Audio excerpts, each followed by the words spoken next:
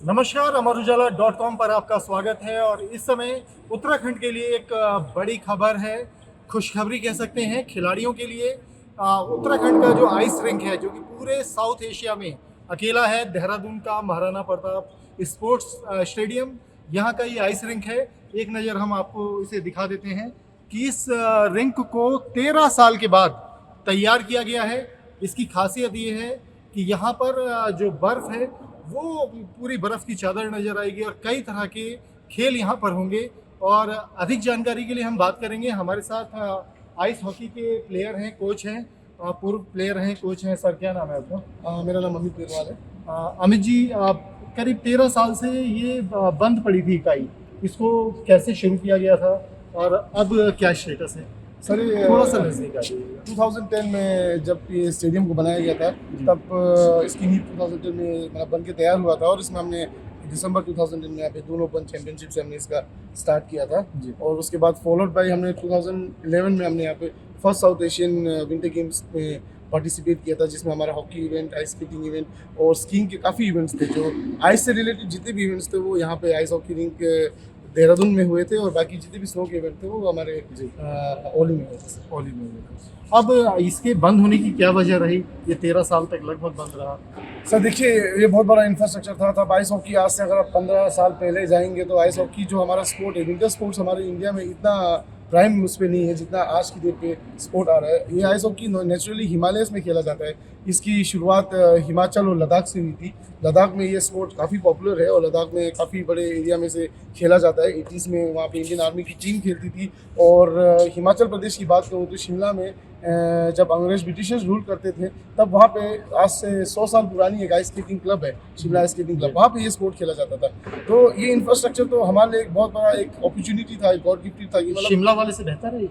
शिमला में हमारे पास जो है सर वो हमारा आर्टिफिशियल नेचुरल है सर। वो एक्चुअली क्या है अच्छा। कि हमें विंटर्स का वेट करना पड़ता है। ओह। अभी पूरे इंडिया में आप अगर लद्दाख जाएंगे या फिर आप हिमाचल जाएंगे जी। और जितने भी स्टेट जाएंगे जहाँ पे आपको नेचुरली आइस मिलती है, वहाँ पे हम ये स्पोर्ट 2-3 महीने लिमिटेड टाइम के लिए खेल पाते हैं। तो हमारे पास एक इतना अच्छा प्लेटफॉर्म था कि हम इस स्पोर्ट को बहुत आगे बढ़ा सकते थे। लेकिन अनफॉर्चुनेटली कहूँगा कि उस टाइम पे स्पोर्ट इतना सोशलाइज नहीं था और लोगों को इतना पता नहीं था स्पोर्ट्स के बारे में। और यहाँ का जो इलेक्ट्रिसिटी का खर्चा था, मेंटेनेंस का खर्चा था। देखिए, अगर आपके पास एथलीट नहीं है जो यहाँ पे आके खेलें या फिर रिंक, इसमें जो आइस जमती है उसे हम 24 आवर्स हमें से मेंटेन करना पड़ता है। तो इसका कॉस्ट बहुत ज़्यादा था और यहाँ पे उसके हिसाब से मतलब पार्टिसिपेशन करने के लिए जो एथलीट्स थे वो बहुत कम थे। मुझे लगता है कि इसी कारण इस जिम को आज से 13 साल पहले शट डाउन किया था। तो जो यहाँ पे आर्टिफिशियल तरीके से जब बर्फ़ जमेगी तो वो मशीनरी क्या है, कैसे काम करती है, और ये इंफ्रा क्या यहाँ पर इसके बाद कब से प्रैक्टिस वगैरह शुरू होते देख सकेंगे? सर देखिए, जो इसमें मशीनरी लगी है वो हमारी एक सिमको कंपनी ने लगाई थी, जो हमारी कैनेडियन बेस्ड कंपनी है। और ये मशीनरी बेसिकली अमोनिया और ग्लाइकोल गैस के सर्कुलेशन से यहाँ पे फ्रीजिंग टेम्परेचर मेंटेन करती है और इसी पे हम आइस को बनाते हैं।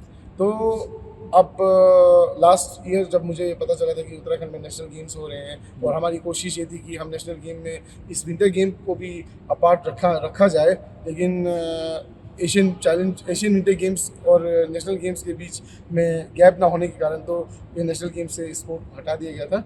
और लेकिन उत्तराखंड गवर्नमेंट ने इनिशिएट लेते हुए इस रिंग को दोबारा से रिस्टोर करना, रिफंक्शन करने के लिए अभी अपना पूरा प्रयास लगाया हुआ है। और हमारी टीम जो यहाँ पे अभी यूएस से आ रही है, जो इस प्लांट पे फर्दर इसको आइस जमाने के लिए तैयार करेंगे। कब तक उम्मीद करें, कब तक ये प्लांट चलना शुरू हो जाएगा? सर देखिए, मशीनरी पार्ट है। मैं अभी तक जो भी हम इस प्लांट पे काम कर रहे हैं रेगुलर, हम इस प्लांट पे लास्ट फेब से लगे हुए थे। और जो नेशनल गेम्स के बाद जो इस प्लांट में अभी स्पीड अप हुआ है, जो भी चीज़ें यहाँ पे रिपेयर हो रही हैं, रिस्टोर हो रही हैं, तो 1-2 महीने से इस पर बहुत अच्छा काम चला हुआ है। यहाँ पे बहुत अच्छा सपोर्ट मिला हमें, एडमिनिस्ट्रेशन का बहुत अच्छा सपोर्ट है। यहाँ पे टीम्स जो आ रखी हैं, जो हमारे पास यहाँ पे प्लांट में इंजीनियर टेक्नीशियन आ रखे हैं, वो लोग इस प्लांट को दोबारा से एक एक करके इस छोटी छोटी चीज़ों पे पूरा वर्क कर रहे हैं। और होपफुली हमें by the end of April ये रिंग हमें फंक्शनल मिले सर। हमारे दर्शकों के लिए एक बहुत साधारण तरीके से अगर हम समझाएं तो ये वो टर्फ है जिसके ऊपर रिंग है पूरा।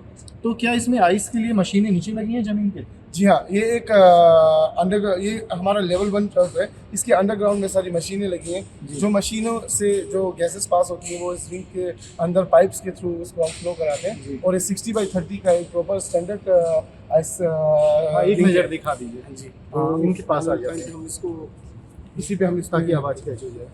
हाँ, तो इस तरह से आपने बताया कि जो मशीनरी है आइस बनाने की, वो इसके ज़मीन के नीचे है, उसकी गैस से यहाँ बर्फ़ बनेगी। फिर आपने एक वाहन भी हमें दिखाया जो 24 घंटे में उसकी सफाई करेगा, क्योंकि खेल के 24 घंटे के भीतर आप उस मैदान को साफ़ करने की ज़रूरत पड़ती है। उसके लिए भी विशेष तौर पर ये इस वाहन को क्या कहते हैं? ये हमारी जम्बोनी मशीन है, इसे हम स्नो कटर कहते हैं एक तरीके से। ये एक्चुअली क्या होता है कि हम जब आइस पे स्केटिंग करते हैं तो हमारी आइस थोड़ी रफ हो जाती है, हम स्मूथ आइस पे ही ब्लेड से स्केटिंग कर पाते हैं। जब ये आइस रफ होती है तो इसको हम दोबारा से, उसमें क्या होता है कि हम कोई हॉकी इवेंट खेल रहे हैं, हम अगर स्पीड स्केटिंग कर रहे हैं या फिर हम स्पीकर स्केटिंग कर रहे हैं, उस टाइम पे क्या होता है कि हमारी जो ब्लेड्स होती है, ब्लेड्स के फंसने का और डिसबैलेंसिंग होने का, पक का मूवमेंट रुकता है जब हम हॉकी का गेम खेलते हैं। तो हम क्या करते हैं कि बेसिकली जैसे अगर हमें लगता है कि आइस हर एक पीरियड के बाद अगर आइस थोड़ी रफ हो चुकी है तो हम उस मशीन के माध्यम से हम उसका कटर यूज़ करके उसमें से पानी का फ्लो चला जाए, उसको रिसर्फेसिंग करते हैं। बस एक आखिरी सवाल है कि जब जब इवेंट होगा तब हम यहाँ पर इस मैदान को देख पाएंगे, या ये प्रैक्टिस के लिए भी कंटिन्यू रहेगा, यहाँ पर आइस मेकिंग होती रहेगी? देखिए, जैसा अभी मुझे प्रशासन की ओर से कहा गया है कि मतलब इसको हम कोशिश करेंगे कि पूरा हम ऑपरेशनल रखें, क्योंकि देखिए एक मशीनरी प्लांट है। मैं तो चाहूँगा कि इस रिंग पे हम इंटरनेशनल, नेशनल, हमारी आज पे जितनी भी स्टेट की नेशनल टीम्स है, चाहे वो लद्दाख से हो, हिमाचल से हो, हरियाणा, चंडीगढ़, जो अभी हमारे खेलो इंडिया में पार्टिसिपेट करती हैं, जो हमारे नेशनल चैम्पियनशिप्स में आते हैं, वो लोग को पूरा सीज़न वेट करना पड़ता है। वो लोग दिसंबर तक वेट करते हैं कि कब हिमालय में बर्फ़ जमेगी और कब हम इस अपॉर्चुनिटी को परस्यू कर पाएंगे। तो हमारे पास एक इतना अच्छा बना इंफ्रास्ट्रक्चर है जिसे हम अगर चलाने की कोशिश करते हैं तो हम अपने एथलीट्स और अपने प्लेयर्स को इन फ्यूचर बहुत अच्छा एक प्लेटफॉर्म दे सकते हैं, और बच्चों के लिए एक बहुत अच्छी सुविधा हो जाएगी कि आज की डेट में बच्चे जो मोबाइल फ़ोन्स और बाकी चीज़ों में मतलब इन्वॉल्व हैं, तो उनके लिए बहुत अच्छा एक इन्वायरमेंट मिलेगा कि उन्हें एडवेंचर स्पोर्ट्स खेलने का भी। कौन कौन से स्पोर्ट्स हो सकते हैं, एक बार रिपीट कर दीजिए सर? इसमें हम ice hockey, ice skating, figure skating, ice stock, curling, bandy sports और काफ़ी स्पोर्ट्स करा सकते हैं। तो इनमें से कितनी टीमों में उत्तराखंड की टीमें अच्छा कर रही हैं? सर, उत्तराखंड की टीमें हमारी 2017 तक आइस हॉकी में पार्टिसिपेट करती थी। बेसिकली हम लोग क्या करते थे कि जो हमारे इनलाइन प्लेयर्स होते थे, हम उन प्लेयर्स को विंटर्स में आइस पे ले जाके उन्हें हॉकी खिलाते थे सर। हमारे क्योंकि अनफॉर्चुनेटली हमारे पास उत्तराखंड में कोई नेचुरल रिंग भी नहीं था सर। हमारे स्पीड स्केटिंग के कुछ बच्चे हैं सर जो हमारे अभी खेलो इंडिया में पार्टिसिपेट करते हैं और बाकी इवेंट्स में पार्टिसिपेट करते हैं। तो मैं यही उम्मीद रखूँगा सर, अगर प्रशासन का यहाँ पे बहुत अच्छा सहयोग रहा तो हम इसमें एक अच्छा सा एक प्लानिंग करके एक हम जैसे विंटर्स में हम 1.5-2 महीने ही खेल पाते हैं, तो हम उसे एक साल का पूरा सीजन नहीं खेल सकते कि हम एक साल पूरा हॉकी खेल रहे हैं। तो अगर ये ring through out the year अगर हम इसे ऑपरेशनल रख सके तो मैं आशा करता हूँ कि हम अपनी टीम्स जल्द ही जल्द अपनी उत्तराखंड की अंडर-18, अंडर-19, मेंस, सीनियर, वुमेंस और आइस स्केटिंग और बाकी जितने भी हमारे आइस के इवेंट हैं उनमें हम बच्चों को एक फैसिलिटीज़ दे सकें जो अपने मतलब टैलेंट को आगे जाके दूसरों के साथ कम्पीट कर सकें। बहुत शुक्रिया जानकारी देने के लिए, धन्यवाद।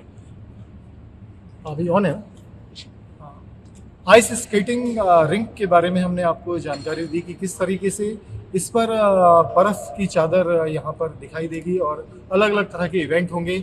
और सबसे महत्वपूर्ण है कि इन खेलों के लिए इंतज़ार करना पड़ता था कि हिमालय के क्षेत्रों में जब बर्फ़ गिरेगी तब खिलाड़ी वहाँ पर इवेंट होंगे, खिलाड़ी आ पाएंगे। लेकिन अब ये अवसर, अपॉर्चुनिटी लगातार 12 महीने खिलाड़ियों के लिए उपलब्ध होगी, ना सिर्फ उत्तराखंड के लिए बल्कि पूरे देश के खिलाड़ी जो बर्फ़ से संबंधित अलग अलग खेल हैं जो बताए यहाँ कोच साहब ने, उन सब के लिए यहाँ पर प्रैक्टिस कर सकते हैं, इवेंट्स हो सकते हैं और निश्चित तौर पर अंतर्राष्ट्रीय स्तर पर जो आइस से संबंधित जो भी खेल हैं उनमें हमारे खिलाड़ी बेहतर करेंगे। अगर आप ये वीडियो YouTube पर देख रहे हैं तो हमारे चैनल को सब्सक्राइब करें और बेल आइकन को दबाना ना भूलें। अगर आप Facebook पर ये वीडियो देख रहे हैं तो हमारे पेज को लाइक करें।